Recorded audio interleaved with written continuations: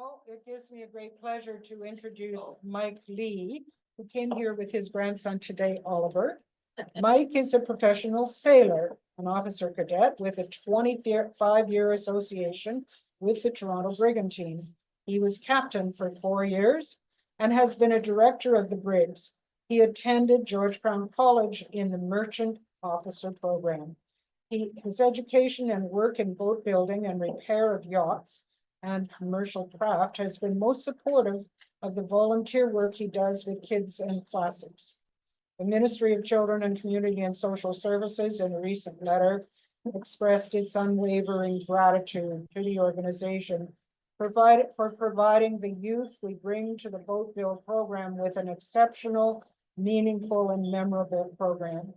Mike is an enthusiastic supporter of the program, as he so adeptly demonstrated at the recent Toronto Boat Show, where I had the privilege of working a little with him I did some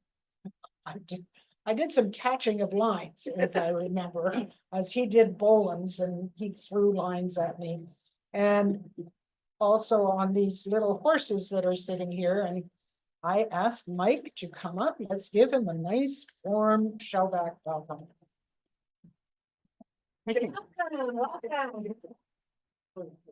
Oh, I forgot. Oh, how could I do that? The toast to the king.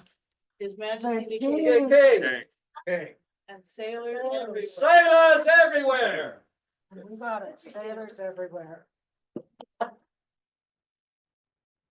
did I do that? Wow.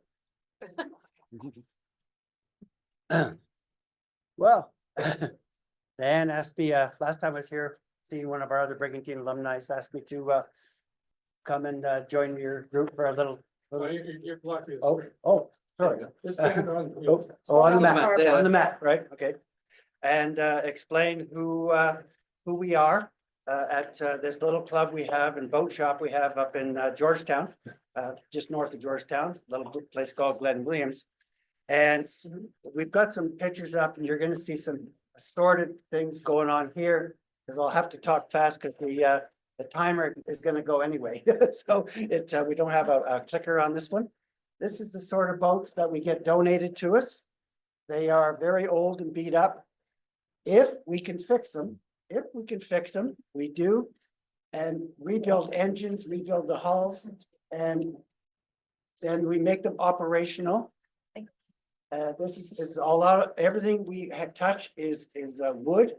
We actually have a sign up at the front door saying fiberglass boats are not allowed. So they will be scuttled. Some of our crew do things. This guy here is an artist with woodwork. He's just unbelievable what he can do with a piece of wood and repair a boat. We have a variety of boats, at least 20 or 30 boats on our possession, and we get them out one at a time at a barns, and you can see the kind of variety we got. Work in progress. That's an old gaff rig through. We have God knows what it is upside down. We have skips in the corner. Some of our past crews. Again, this came from the boat show. Sorry, this came from the boat show, so it's got a lot of random shots. I'll try to keep up. We have engine work being done. Again, we're all volunteers. Nobody's paid professionals at all. Okay. There's one of our upside down dinghies that the kids from juvenile court, okay, they come to us in 2 days, and that's one of them there. They build this boat in 2 days in this kind of a floor mat. And you're going to see that boat arriving here a lot. And we also build what we call a little go fast sea flea as well. There goes the sea flea. These were built by kids in 2 days. Okay, 2 days to build that boat. And then we put them in the water. They get to go a little putt-putt with the small electric motor. And then we finish it and raffle them off. There's a few of our boats in storage barns that people donate space for us, or we pay a little bit for rent. More boats. Look at the condition of that boat that was donated to us there. It's in pretty rough shape. But if we can fix it, we will. There's some more, there's canoes. there's that sea flea in the corner, there's boats on the side. There's Is that a Peterborough? yeah, it could have been, yeah. This one I believe is a lightning. We have two lightnings. Which are operational now. Again, we take it down to this status. To rebuild these boats by volunteers. Nobody in this outfit are paid professionals in any format. We all do it because we like to work on boats. We all have special techniques. Some of them are, this guy's learning from our artist carpenter how to work with woodwork. My end is to help with anything that's a sailboat, not with woodwork, but assembly, put them together, rig them. And you're gonna see some of those in the short future too. Some of these pictures are kind of old and brought out of the archives for us. That's again, another lightning being worked on. Now, I always, before we get volunteers coming in, I always apologize for that same lightning. We call it the bolt, because it's a lightning. And I always apologize when new people come in going, this workshop is chaos. So, because we're all volunteers. And look at the size of the boat and the details that our guys go at with their woodwork. Again, I'm gonna apologize. The video came from the boat show and it's got a lot of assorted shots. So again, look at the way we get. This is one of our youth that has learned how to do some woodwork. We take it down this far inside.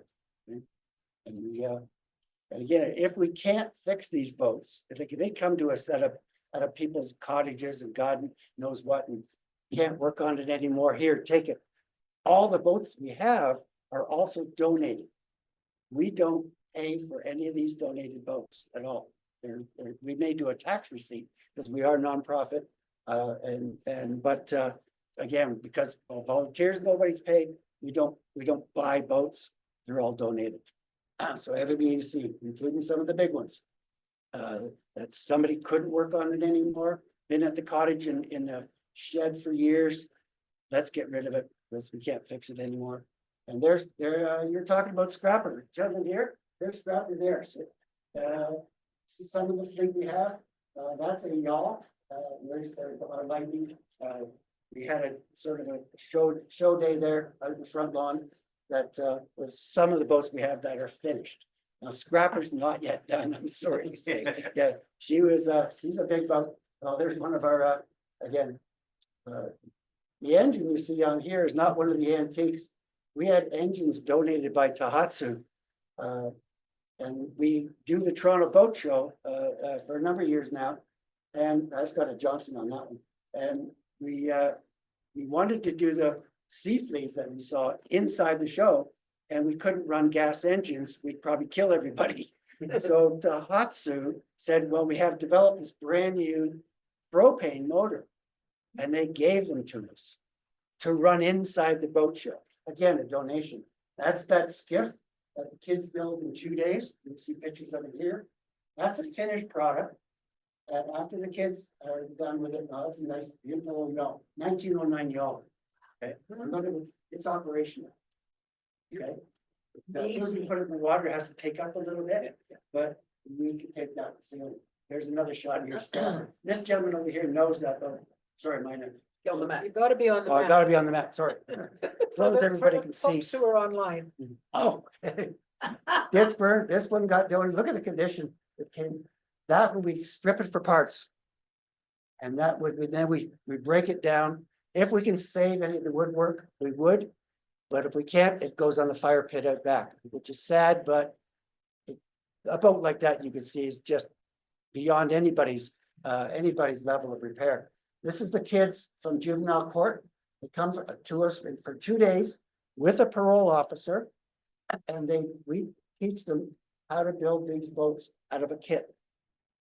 They assemble right to the point with oar locks. And we put a pair of oars on them.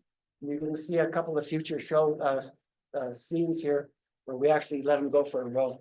But this is the kind of detail that they learn how to do in 2 days. How many hours a day, Mike? How many hours? They do a full 8-hour day, and then some, yeah. Actually, 2 weekends. Yeah, no, 2 days, Saturday and Sunday. Yeah, For about 2 weekends.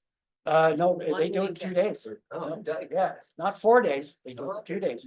We may have, I stand corrected. yeah, we may have, there's one of the youth learning, one of our guys is showing them how to, oh, we've got that engine fixed up too. So. well, this is over in about another 10 minutes, I'll explain a little more about how we do the kids, you read the brochure. It's, That's a propane. pardon me? Yeah. Propane one? Yeah. No, this is gas, but we got it, we rebuilt it, and the boat's rebuilt as well. But, I haven't seen that boat for a while, I'm not sure where it went. So, come on, go. So. We got at least 6 operational boats, power boats of various sizes, from Peterboroughs, the cedar strips, right up to 27-foot cruisers. At least half a dozen operational power, and you're gonna see lightnings, all kinds of others, a brew, the yawl, at least half a dozen sailboats that are operational as well. Gaff riggers, yawls. There, the kids are loading it, getting ready to go to a farmer's pond, who donates the pond for us for the day or so, and they get there, they go. So these kids get to actually row that boat. That's part of their success story. You know, we don't let them just build a boat and put it in the shop again, leave it, and they go home.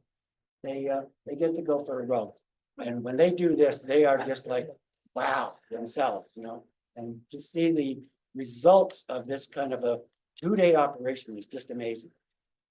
It would normally take juvenile courts and stuff years to get to this status with their kids, and we do it in 2 days, which is why the letter is very nicely sent this on our last day. We also teach them how to work on engines, because again, engines are donated like boats are. We've got engines going back so far, it's unbelievable. Somebody donated a few years ago a boat called a Dippy. And if anybody from Muskoka know what a Dippy is, there's our paddle carving. We teach kids. Again, I have to skip ahead a bit. We got the paddle carving set up here, and we invite anybody that wants to paddle carve today. There's it's sort of things we do at the boat show. So again, paddle carving going on, boat construction, big crew. Oh, we started pretty young. Okay. We started really young, because everybody laughs.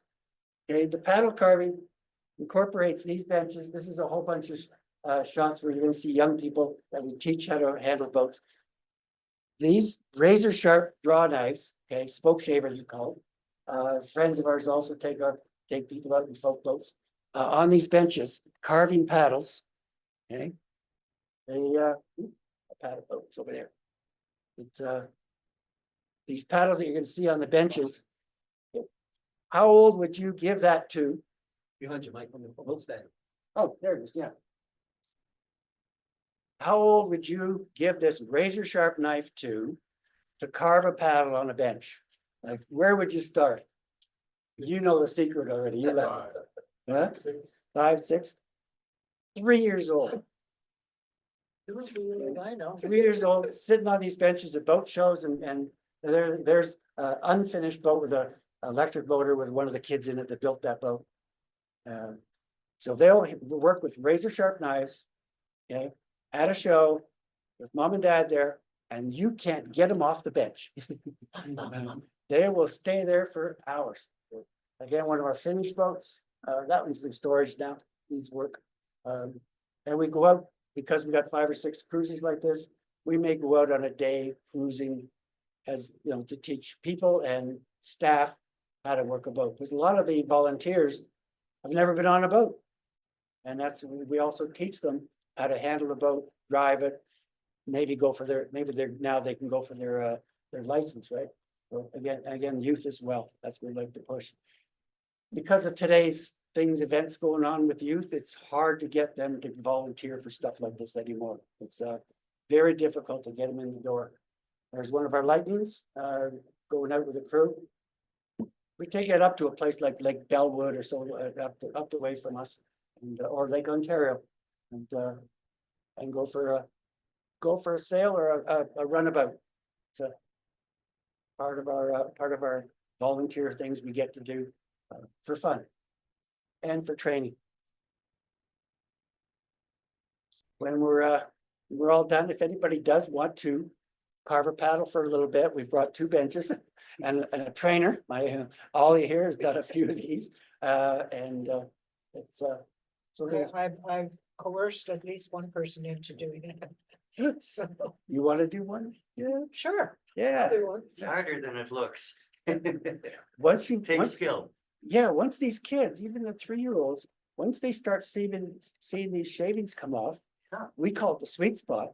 They get excited, and you can't slow them down. They're like whoop whoop whoop.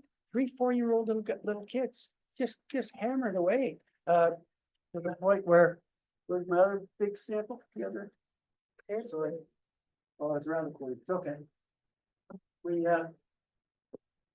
I made this for the shows a few years ago. Again, the adults like to get on these things too. We normally put a steering wheel on like that. We take these to the boat shows. We've done it many years in a row. And we race these in that pond. If you've all been to the Toronto Boat Show. Yeah. That little pond with a skating rink. Our guys will race these in the show. Because we're crazy. It's and we actually raced them in West Gravenhurst. We raced against the high-tech guys up in Gravenhurst, the Sea Fleet Association up there, and we beat them. Yeah. They were all upset going, why are your boats and crews so good? You know, because again, because we probably don't know any better.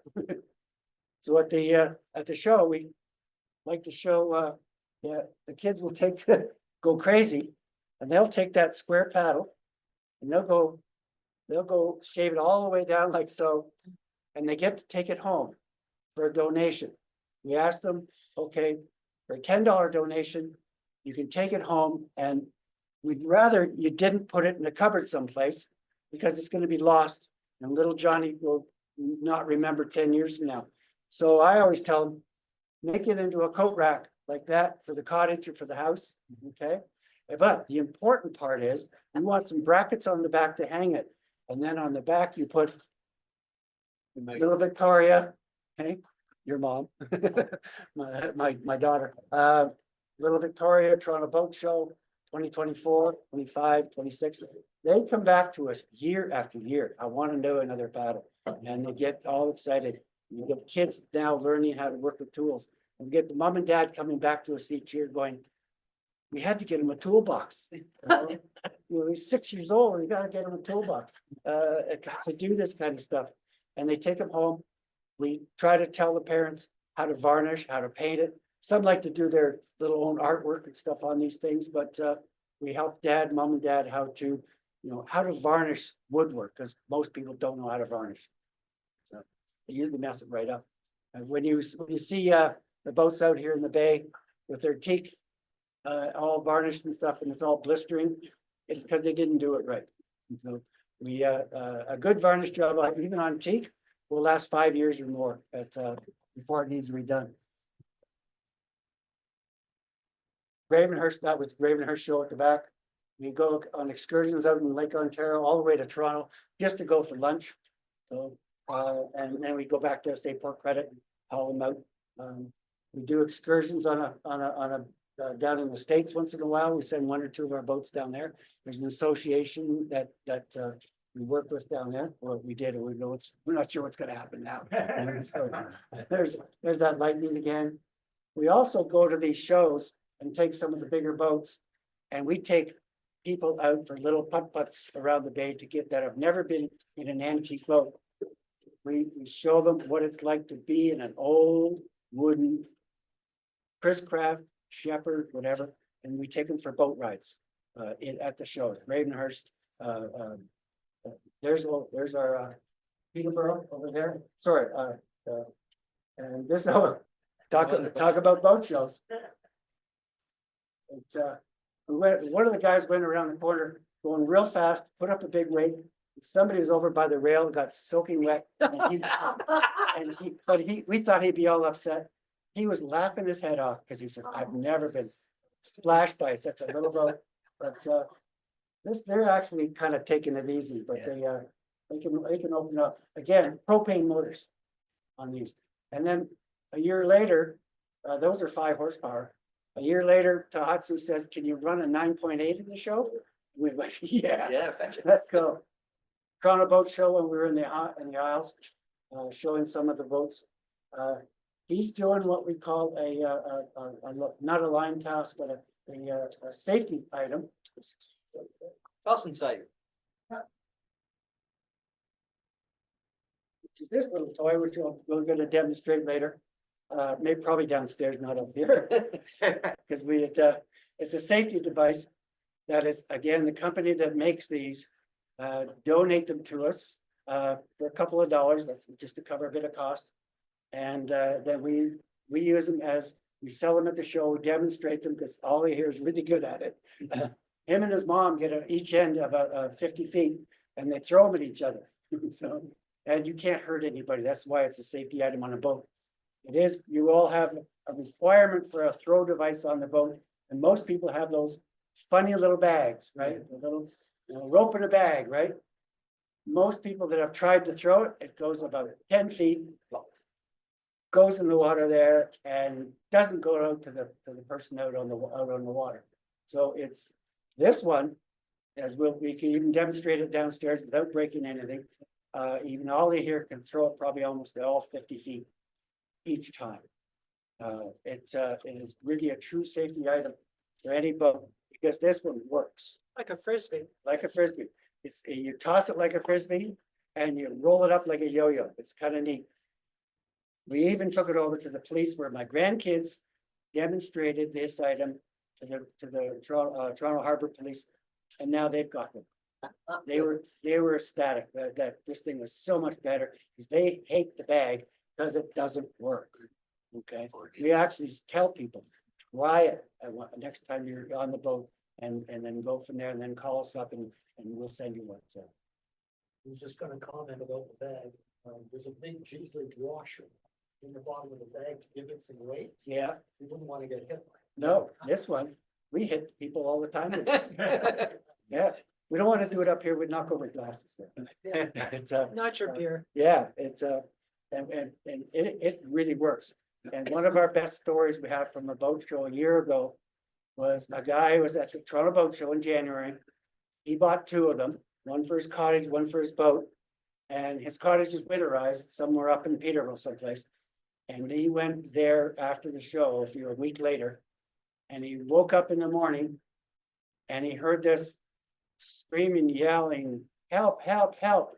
And it was a 6-year-old boy. He'd gone out in the early morning and got up early and decided to go walk out on the ice. Oh, The father heard him, couldn't get to him because of the ice conditions, and his boy's out there almost full 50 feet. And he went, hell, I've got this sitting in the car. And it was still there from the boat show. Went and got it, 2 tosses. Okay, he got it to his son and saved his boy's life with this move. It's one of our, we get chills thinking about this. He came back and bought one for his whole neighborhood. Each cottage each boat got one. He bought about 20 or 30 more and spread them around his whole neighborhood of cottages. So, you guys done racing yet? Come on, let's go. That should be the end. Now we yeah, that should be the end of the. Yeah. Now it's again, just to point out again, we're all volunteers. No one makes a dime. We do it for fun. We all have special, not special. We all know certain things about different things, not necessarily about boats. We got Steve that just started the other day. He's an IT guy. He likes to do IT stuff. He's our new, but he doesn't know a damn thing about boats. And it's the kind of people that come in and go, wow, this is, let me get my hands dirty. Other guys know engines. Other guys know woodwork. Other guys know how to rig sailboats like I do. And we teach each other how to handle all this equipment and teach it to others and kids. And it's just kind of very rewarding, especially when you get letters like this from the patrol department or an email from the guy that saved his boy's life, or when you see people learning how to do their woodworking, don't mind getting their hands dirty. So we also, I said we had 6 operational sailboats. We send those, 3 or 4 of them anyway, up to a camp up in Baysville that already have fiberglass little dinghies, like a mirror or something like that. And we send up 2 or 3 of our wooden sailboats, gaff rigged, a brew. We have a lightning or 2. We've got a high performance scow. Again, everything's woodwork. We send them up there. We don't charge anything for that kind of a thing. We just donate the boats. They use them for the summer, and then we get them back to fix them up if they need work. It's the kind of thing we like to help the kids learn how to sail a gaff rig sailboat. So it's kind of nice. But while they're up there, some of them may learn how to fix a wooden boat.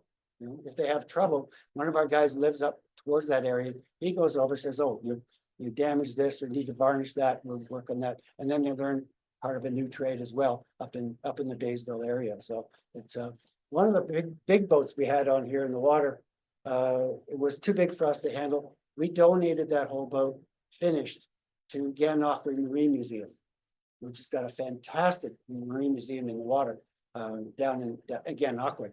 And that boat went there because it was too big for us to handle. So, but Big cabin cruiser. yeah, the big one. Yeah, the big one there, and it's called Swift. Yeah, and she's down there still, and she's operational. And again, we got at least 20 more boats or more in various. Saw some of the barn shots with boats in barns just tucked away with a canvas over top. Some don't, and we'd like to pull the next one out, bring it into the shop. That's our next job. We have got donated a few years ago, or 10 years ago, or I guess or more. We have that Dippy, and it's a 1935 Muskoka kind of boat, and it's called a Dippy because there's a motor in the middle of the boat, and when you look underneath looking for the prop shaft, there isn't one to see, because what it does, it's made for the Gravenhurst area, Muskokas, because when they used to go on picnics in 1935, they'd go ashore and didn't want to damage the propeller. So there's a lever inside where they steer from, and it'll push the lever and the whole propeller goes up inside the boat. The whole thing is on a universal joint, and it's an operational boat. When we take it to shows and hear it coming down the lake, it's going put, put, put, put, put, put. It's got that kind of a deal on it. To start the engine, you got to crank it. The crank start 1935, and it's operational. That's back because our guys put it together and fixed the motor as well. So it's the kind of stuff we've got. You saw the one boat in there, 1909, y'all sailboat, and it's also functions.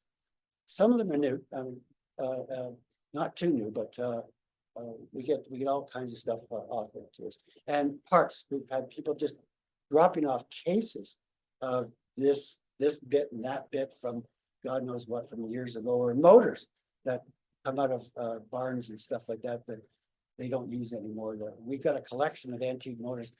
A number of them we can't fix, but we put on display at shows and stuff. It's the kind of stuff we do. So we teach kids, we teach adults, we work with wooden boats and restore where we can. And if we can't fix it, strip it for parts for the next boat, and then put that boat on the fire pit. Do you have any women who are involved in this? Yeah, we're getting more and more. A few of the ladies, there were pictures of some. We're not getting enough ladies though. We're trying to encourage more to come in and sign up. Everybody seems to be busy nowadays, and that's why we're pushing for more volunteers and people to participate. Kids are hard to get in nowadays. They're always so busy with their computers and their cell phones. It's interesting because they are students in high school now must put in 40 hours of volunteer work in order to get their We're approaching the schools. Yeah, we're approaching the schools as well. If they're volunteering for us, we're a place that we can sign off for. Yeah, for hours. definitely a good Yeah. source.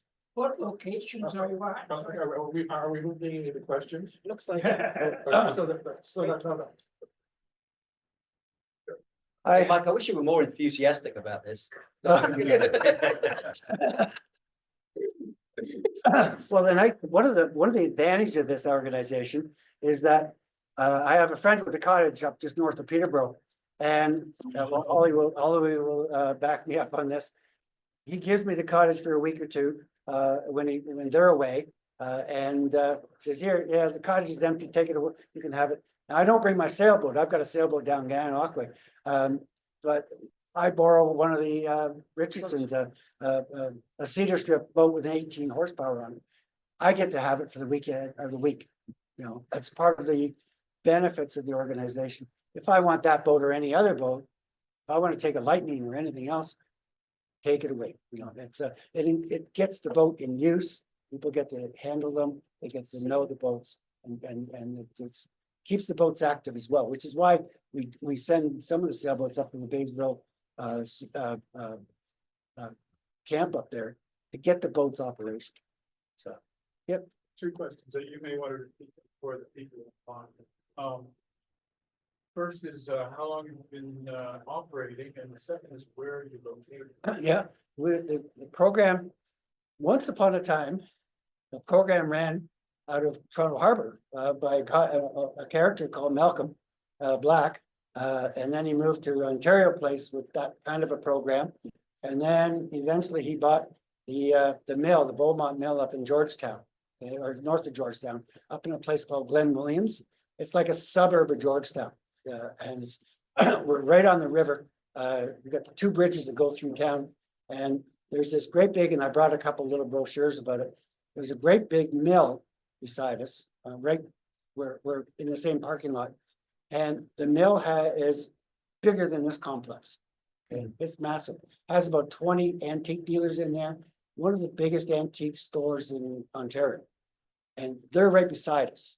Okay, and it's called Beaumont Mills. And our place is the boat shop right next door. And we have a number, especially in the summertime, we have a number of boats parked out front.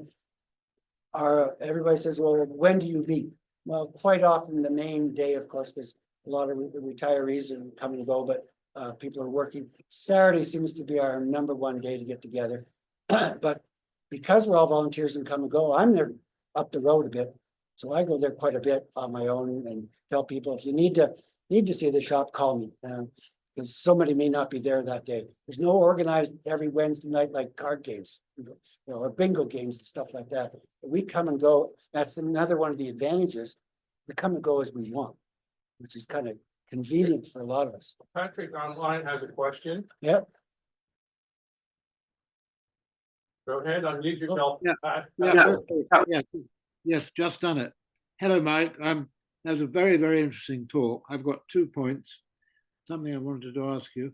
I noticed it's very clever of these kids to build a dinghy in 2 days and then they go out on it, but that doesn't give you time to varnish it. So is that specially treated wood already, or oiled, or what? Yeah, it's all marine grade mahogany. Okay, plywood. Mahogany ply. Okay. So it's marine grade. It's not very thick, but it does the job like any good skiff. The transom is very thick piece of mahogany. There's different parts of oak. Okay, so it's all marine grade status. We then, when the kids are finished, go for the row, we bring it back to the shop. Okay, and we then varnish it, paint it, whatever, and then we raffle that boat off. Okay, we don't have a whole pile of them. We raffle those boats off at boat shows, special events of any kind. I should have brought raffle tickets. And then what we do is we get money. When we get 600 raffle tickets, we know we've got enough to buy the material, which we get wholesale through Noah's. Noah's is a good helper of ours. Then we buy more material to keep the program going, because the kids, the old department and stuff, and they build this boat, they don't pay for it.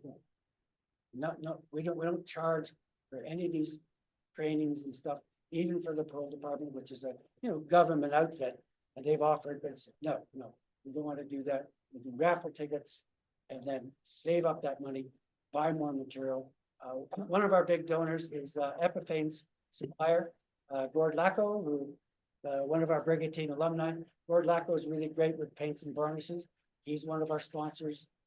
he sends us down paint for and varnishes for free because he knows our program. Wow. He's an ex-Brigantine alumni as well, so. And it's, he's we have spoken here. a small community. So we do get materials that we can use to finish the boat. And then if we have a raw boat, we have it to show, a boat show, we show finished boats and raw boats. And if somebody wants it finished with all varnish or he wants a pink boat or a blue boat, then we'll finish that boat if they want to buy it. Some people do want to buy the skiff. And then we have a sort of a price for that too. But normally we will raffle these boats off at shows, including the sea flicks. We do that. So when you ever see our boat shows, we got skiffs on displays, the sea fleas on displays, and some are in the pond at the show. And then that's how we collect more money, keep the program going, or simply donations to our program. That's people come in and Okay. just. Okay, now the second point, Mike. Can you hear? Yeah, sorry. No, the second point is I was delighted to see a couple of shots of Scrapper because when I joined Mimico in 1996, they put me on a slip-on D dock and I was next to Scrapper. Oh, Lovely old chap. I think his name was Bob. And I think that she was a 6 meter. She wore 6 meters. Is that right? that's all wood. Oh no, she's wood. Wait a minute. This is my point. She is wood, but I thought he had her covered in fiberglass. No, it's as far as last time I saw her, she's in the No, barn. no, okay. We haven't started on her yet. He's gonna be a major. So not sure if we have the finances even to work on that boat the way she is. She's gonna need a lot. You. Mike, why don't you just get up and, Somebody here wants to talk about Scrapper. But that's okay. I think this may be the guy This who's on the gentleman knows daughter's side. Scrapper as well. Few minutes, okay. Stand on the mat. You gotta stand on the. Okay. They'll yell at you if you don't stand on the. Oh, I gotta get my glasses. I'm getting old. I'm getting younger. I'm getting younger every day. Okay, the Scrapper two was originally bought by Casey Baldwin, Frederick W. Baldwin, and his nickname was Casey, and he was the Commodore of the yacht club in the deck.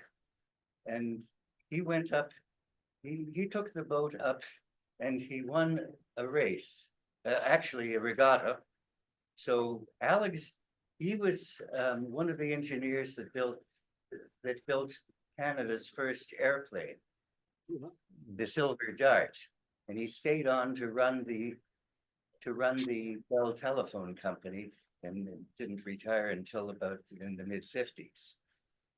So after he won this race, Alexander Graham Bell, Mabel Bell, his wife, who was, by the way, totally deaf, Melville Grosvenor, who was his son-in-law, and a Miss Fletcher. Well, I said, well, who the heck is Miss Fletcher? So I had to read a few more books to find out about her. She and a friend of hers ran the first Montessori school in North America. And Bell asked her to come to the deck. They had 12 students, 8 of whom were Bell's grandchildren, and 4 of whom were children of the workers at the Bell boat building. And after Casey Baldwin came back, they wrote a song, a victory song for Casey. And I think it's a very funny little song because it's sort of braggadocio. They're bragging. So I'll sing you. I have the words, but I didn't have the music. I didn't have Bell's original music. And Bell was a fine musician. He played piano professionally before he became a teacher of the deaf. And Mabel ran the Bell Telephone Company for him, and so did Casey Baldwin. But Casey loved to sail, so he commissioned this boat, which was, and I have an article about it. But I'll ask you if you can scan it. I've got copies of that article. Okay, so scan it and send it out to the people. and I'll sing the song. Once upon a summer's day, the Scrapper two went forth. It sailed away to Sydney Bay for prizes on the north. Oh, the Yacht Club of Brador, success forevermore. The Scrapper two and Baldwin too, the Yacht Club of Brador. The Halifax boat and the Louisburg boat and the Sydney boats were there. The breeze was strong, the course was long, and spray was in the air. The Halifax boat was in the lead, and slight no chance for Scrapper two. But the Commodore, he took the floor. He swore, with the bold MacDonald crew. Oh, the Yacht Club of Brador, success forevermore. The Scrapper two and Baldwin too, the Yacht Club of Brador. And they beat that Halifax boat as though she were a wreck, though she was almost a wreck, and returned from sea with a C-U-P to the glory of old Bedeck. Oh, the Yacht Club of Brador, success forevermore. The Scrapper two and Baldwin too, the Yacht Club of Brador. Anyway, what this Baldwin sold the boat, and it ended up at the Royal Yacht Club. I'm thankful for the Royal Yacht Club for giving me the information on the history of the boat, which I have in this rather long article, which will send out to you. And what did he do after he sold the boat? He bought Scrapper 3. And he continued sailing it. Thank you ever so much for allowing me. And I also had a lot of help from this club, the Shellback Club, for helping me with the research. Thank you ever so much. It's our pleasure. And for those of you who don't know, Ron is an opera singer. Oh, Kidding. You moved on from the right. Yeah. Oh. Oh, Okay. just one more thing. Miss Fletcher turned out to be Roberta Fletcher, who had started the first Montessori school in North America with a friend, and she eventually went to Italy and did study with Maria Montessori. Terrific. Thank you. Thank you. And Mike, Diane? finish up with it. Yes. Just to wrap up, we have two of the carving benches here with paddles, if anybody wants to carve a paddle. We also will be demonstrating the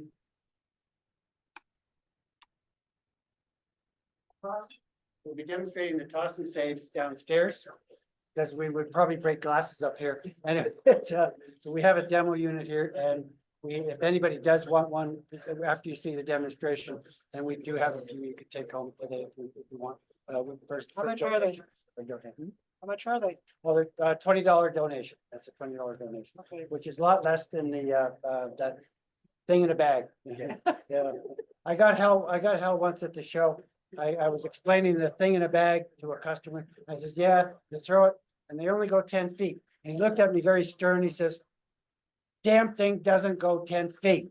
I thought I was in trouble, like he was gonna say 50 feet. He says, the damn thing only goes 5 feet. And then it goes in the water. So he bought. Anyway, so anyways, pardon me? Here, I'll pass it Yeah, around.